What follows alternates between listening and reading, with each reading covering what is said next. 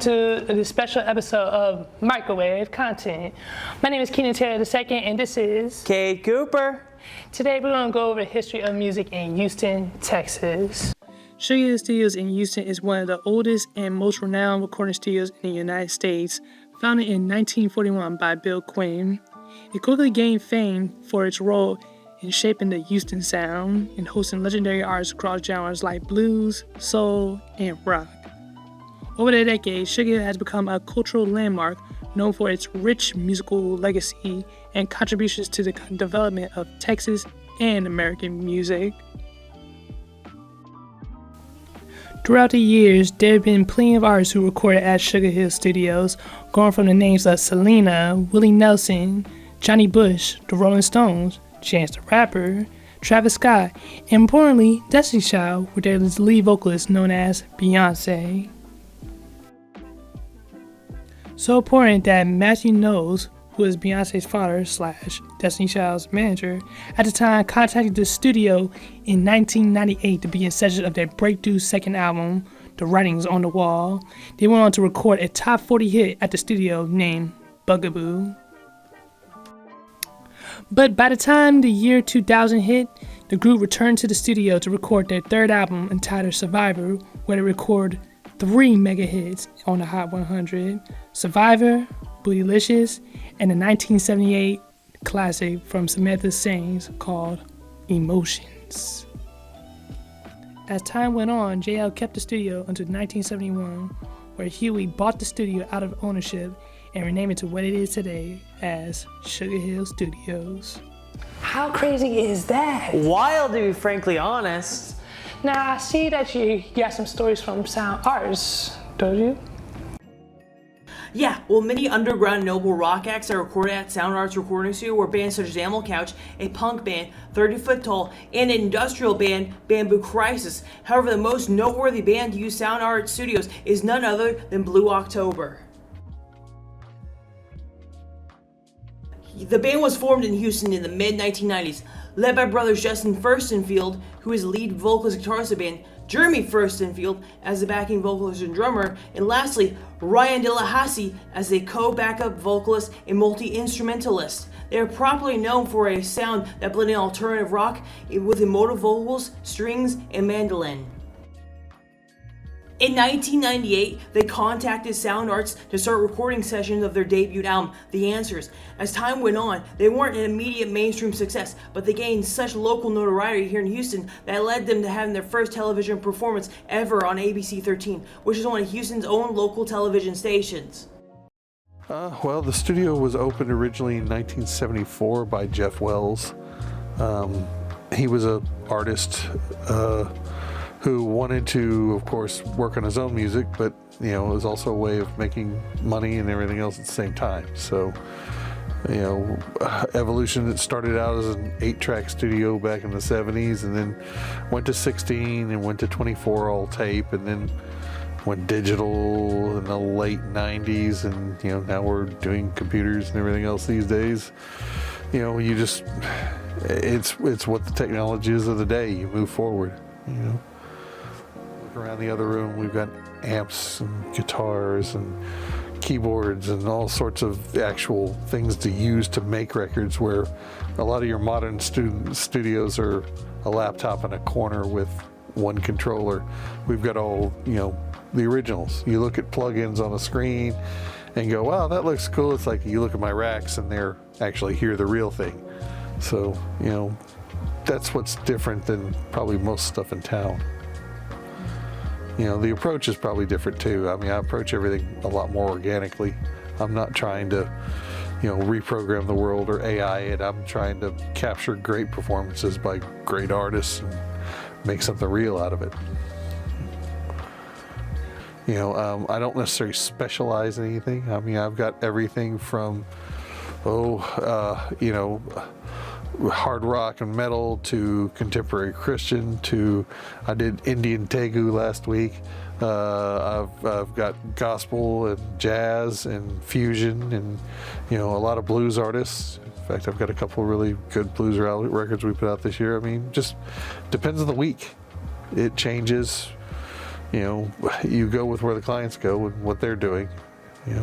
Luckily we've been able to hang on to clients for years and years. I mean, I got some clients that are on their 4th and 5th record with us. So there's always trends. I mean, things change every year. I mean, it's hard to put your finger on them.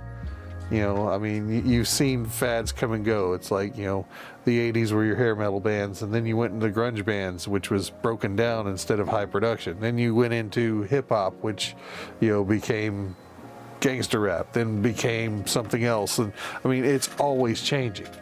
And that's it. You've just got to understand, people say, oh, what about this? It's like, well, yeah, we've gone through all these adaptations. We've gone through the auto-tune era where nobody could sing and everything was reprogrammed. I mean, now we've come back to where we actually have artists who can sing and do stuff again. I mean, it's ever evolving. What most people don't always understand is it's not always how great the artist is or how great the music is. It's how great the marketing is on the back end of things, which you don't have control of. I mean, I come in here and I put my heart and soul into making a record with a client, and they walk out the door with it, and then, what are they going to do with it? Is it going to go, on some Spotify spot where nobody ever hears it, or are they going to pay a marketing company to get things moving? It just depends. And that's where it really is at now. The music industry as a whole, record labels aren't what they used to be. Record labels now just giant marketing companies. They're not distribution companies. They're doing the same thing we are, putting it up online and saying, here it is, but they have a whole lot of people pointing to it. And the ability to buy ad space and do things to get people to look at it more than an individual artist can do. But that's the evolving world. Record labels are marketing companies, and artists are still trying to do the same thing artists have always done. The problem is now artists are also trying to be marketing companies on top of it. It's not nearly working as well as it used to. What's funny with all this is people have this huge expectation of what recording and studio stuff is, and it's basically just a lot of work. Folks come in and really try to make their dream come across out of the speakers. And they have something in their head and they want to hear it come out the speakers, and that's what we're trying to make happen. Some days it works really well, and other days you're all sitting there going, well, and everybody's looking at each other going, well, the idea is to get it to where everybody goes, yeah. Really? No. I don't know what the business is going to do in 5 years. I'm going to probably still try to do what I do, but I may end up doing more. Like last year, I did a couple films, and I hadn't done that in a very long time. And there's always that opportunity. Plus, what's making music in the city?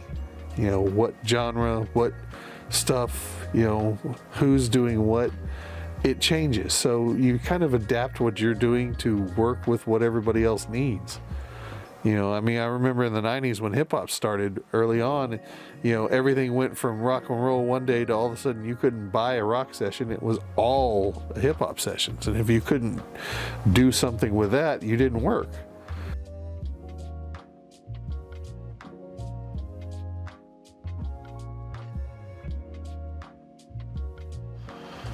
I don't know if I have a strategy. Most everything that I do is word of mouth and through the players. It's like I've worked with multiple musicians over the years, and usually when one musician talks to another is how pretty much I get clients. When I get the national stuff, it's usually through either somebody I've worked with again, referral, or through studio referral, which is a national company I've worked with for years, and I've gotten national acts from. You just have to be able to do the job and do it well when they come in, otherwise you lose that real quick. So the biggest challenge is staying booked consistently for most people, and it's not that that you don't have work. It's work a lot of times is depending on the project. Like you'll have 6 weeks of really solid stuff, and then 2 or 3 weeks where nothing comes in because you've been so busy working on those projects you haven't been focused on trying to get the next thing started. So you'll jam, get through a bunch of stuff, and all of a sudden it's like, oop, now what? We finished that. To really stay consistent is the hard part. Luckily this place has been here a long time, and we're pretty consistent, and I'm diversified into doing enough things to where I'm not totally reliant on one thing to survive. That's the hard part for most studios, is just staying consistent income, to be honest with you. And COVID taught us all that diversification is key to being able to survive, because when you have a studio and need people in it to work and you can't put people in it to work, that's a problem. But the way a lot of us older dudes started is we find clientele, find a room that was willing to work with you, get in there and start doing things, and also like find people better than you to work under. I mean, that's how I did it. I found people who knew more than I did, and I started working under them and learned things, and then went on to be able to pick and choose stuff out of their repertoire that teach you things, and then you put together and develop stuff. I mean, I got to work under some pretty amazing people back in the 80s and 90s, and that's probably what helped me become what I am today, which is something. I don't know. I mean, I'm still doing it, so I guess I must be able to do something right,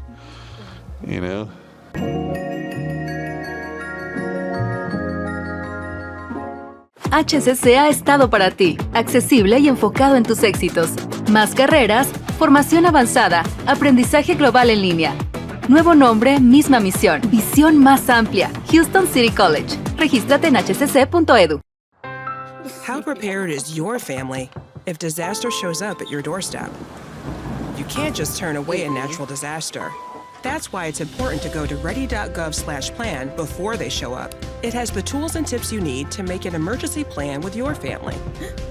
So if disaster comes knocking, let's go. You'll be ready to help keep your family safe. It's just a pizza. Yes! Make a plan today.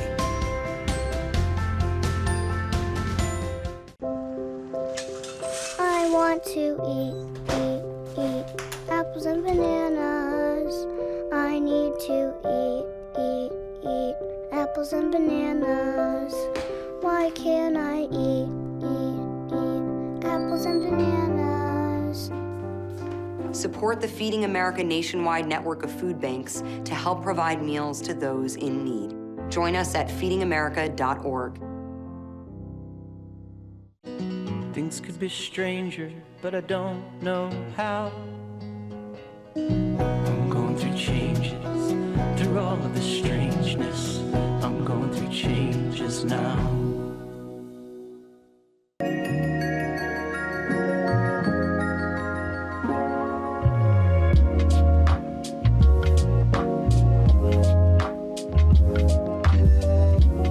Cactus Music opened in 1975 in the same spot where Whole Earth Provision Co. is located on Shepherd Drive next to Trader Joe's.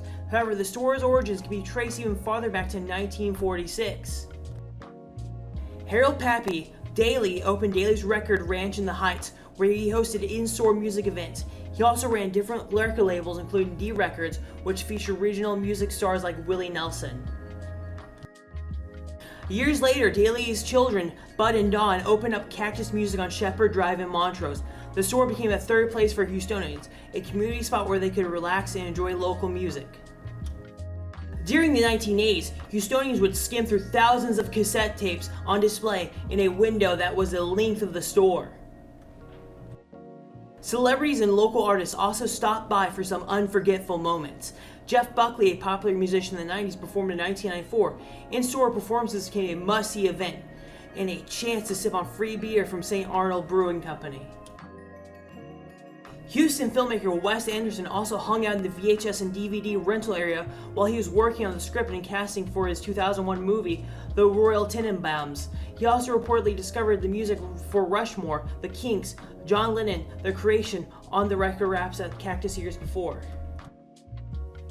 The old location shuttered in early 2006, and with it went decades of memories. Like an all-too-brief Jeff Buckley in-store performance in 1994 that is still the stuff of local legend. The Daly brothers decided to retire from the record store business, which at the time wasn't exactly doing so hot.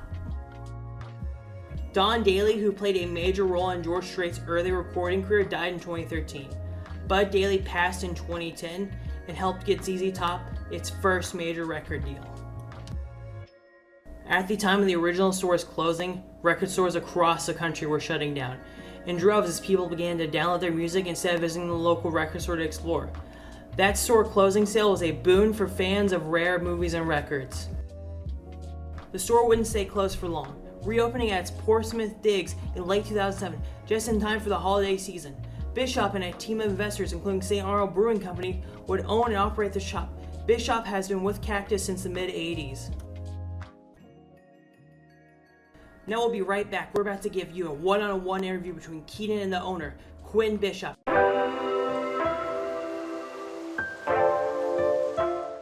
Hello, this is Keenon Taylor from Microwave Content from HCC-TV. Right now we're here with Quinn Bishop from Cactus Music, the owner. And I got a few questions for you today. Are you ready? I am ready. All right.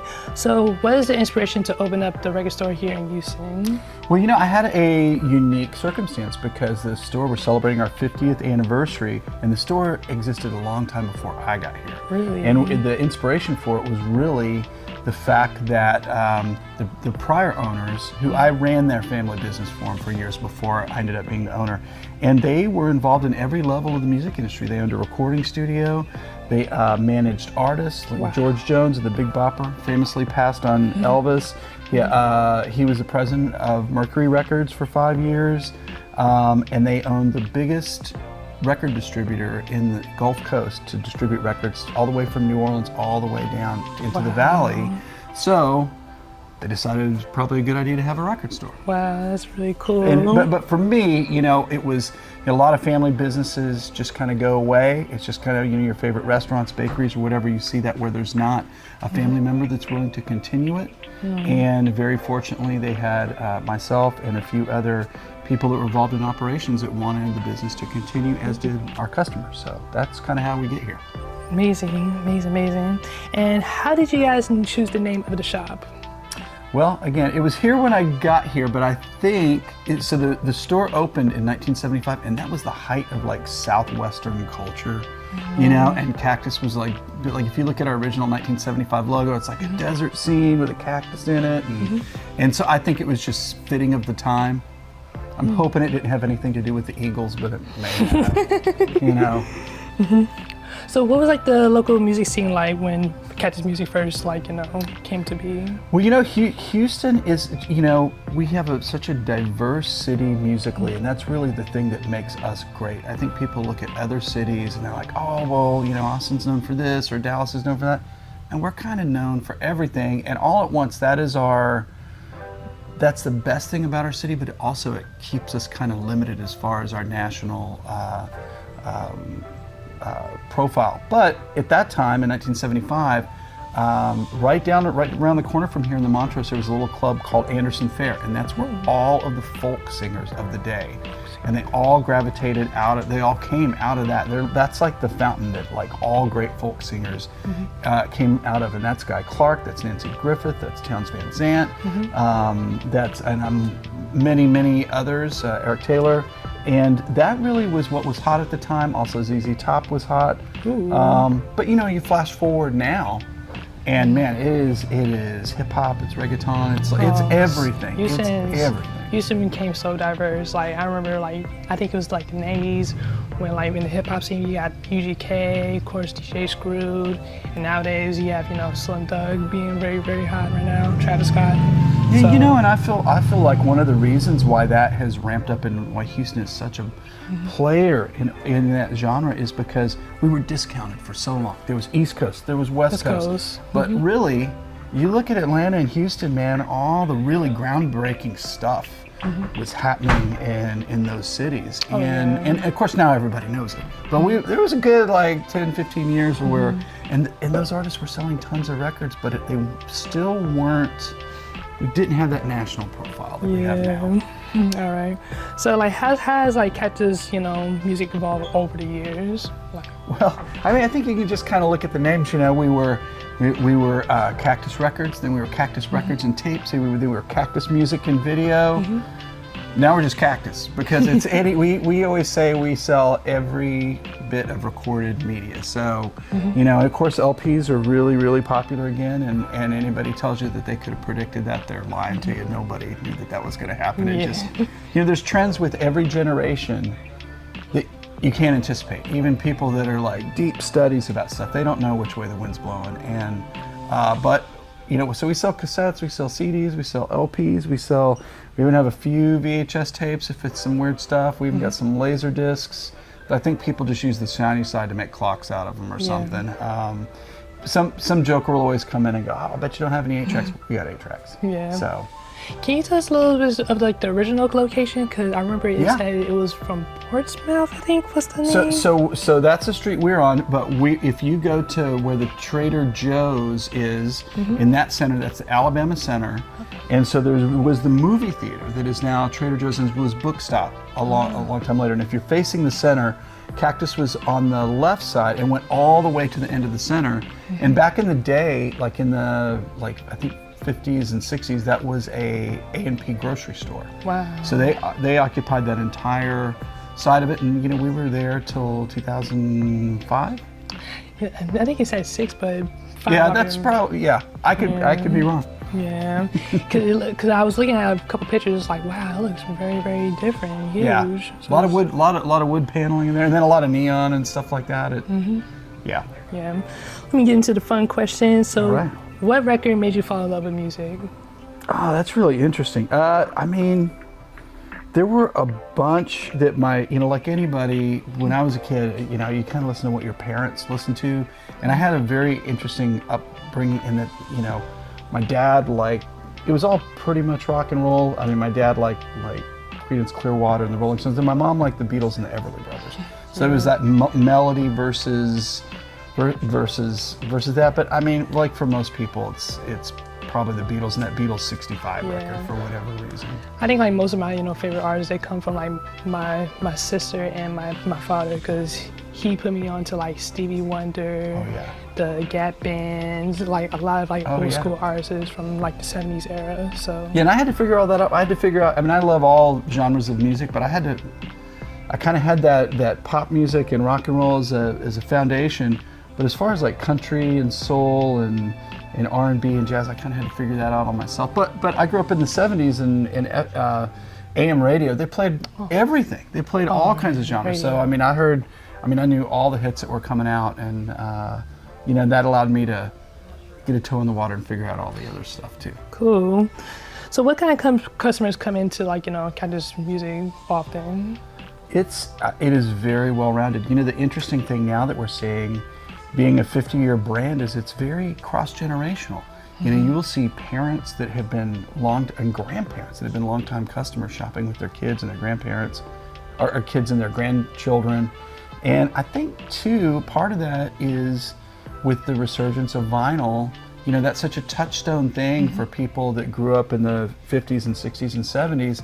So the fact that they have this bond with their kids or their grandkids, that they've discovered it and it's part of their lives, it's a way, as your kids get older, you're trying to figure out a way to connect with them and be close to them. And I see that every day in here. It's such a great feeling. Yeah. Funniest thing is that I was actually going to ask you in one of my questions that, what do you think the future is going to be like with the resurgence of like vinyls and physical media? There's a lot of people. I mean, I went to the Record Store Day conference. One of my favorite artists was Todd Rundgren was going. He's like, this isn't sustainable. This is a fad. This vinyl resurgence. And it was like, man, read the room. These are not the people to be saying that to. But I could not disagree more. What I think is that we're looking at a solid 15 years of vinyl sales, just going like this. Yeah. And it's not going to stick to everybody, but if you're thinking about young people that are buying records, they might not always buy records, but for a lot of them, it's meaningful to them. They like it. We all live in this digital world where, with music and films and in media of all kinds, that everything is on that. Oh yeah. Everything is on that, but you still have this kind of bookshelf mentality where you can go through all the stuff out there, and you might like tracks from everybody, you might like songs from everybody, but man, you gotta have Stevie Wonder Music of My Mind. Yes. You gotta have those classic albums, and I think that's kind of where this comes in. So I kind of feel like it'll always, and we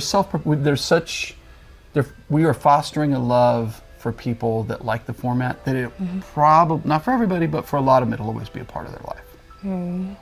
You know what? I think we're good right there. Thank you so much. Oh man, it was a pleasure. Nice to meet you. Stop by anytime. Thank you. Happy to help out. Well, that's it for our special episode of Microwave Content. We'll see you guys next time. This is Microwave Content.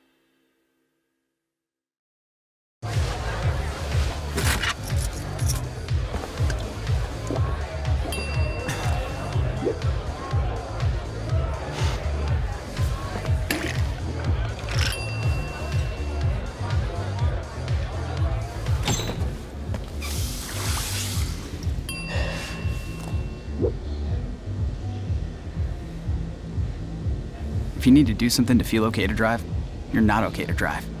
Don't drive buzzed. Kids will be kids, which just goes to say kids will be curious. They get into everything, everything. If there's a loaded firearm in the house, they could get their hands on that too. Keeping firearms locked, unloaded, and stored separately from ammunition in a place inaccessible to kids can help keep your loved ones safe from family fire. Safe gun storage saves lives.